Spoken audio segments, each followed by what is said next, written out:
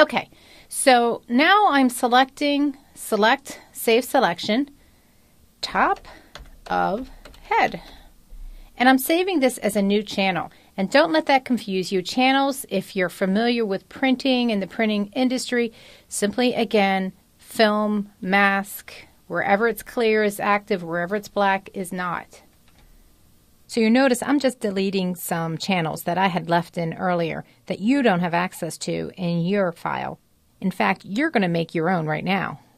Now, let's continue on with this. Her chin is a rather smooth selection, and I'm holding down my spacebar and command key again, zooming in, deselecting, taking my pen tool, selecting P on my keyboard to activate that, going up to her ear, making a pen path. I'm holding down my Alt key to change the directional line. I'm going to go down into her neck a little bit, just so that we have part of this. We don't want her to look totally decapitated at this point. Following her face. Now, if you remember, I got the top part of her face and her hair earlier, so I'm just grabbing this lower portion.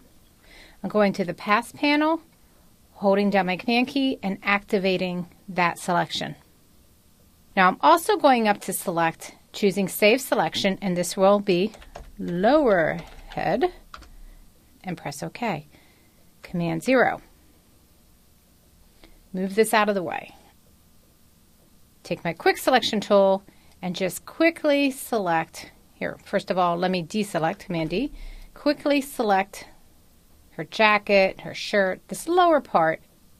I'm going to hold down my Alt key and zero back out some of the selection areas that I didn't really want. But this is a much easier selection to make than the hair and the smooth, precise edges of her face. I'm going up to Select, Save Selection, Body.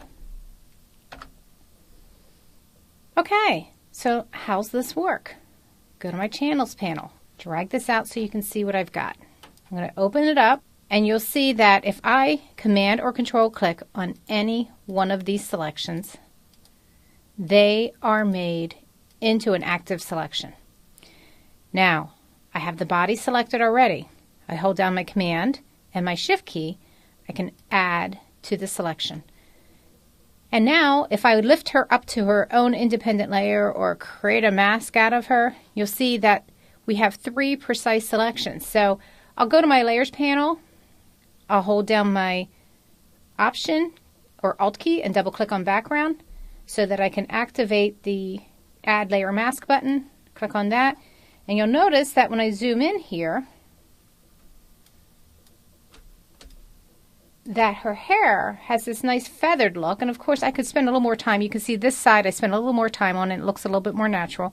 But then of course her face has that nice precise selection that only a pen tool can give you. So lots of things that you can do once you go ahead in and start getting better with selection tools. And notice that my quick selection tool didn't do that great of a job, which is yay, why we use a mask, because I can come in here, take my paintbrush, right click, choose a normal, regular, default brush. Let's choose a 45. I'm painting out some areas that I don't want. I make sure the mask is selected and I paint with black. How do I get black back? Let me click out of my brushes panel first and press D to always go to your default colors.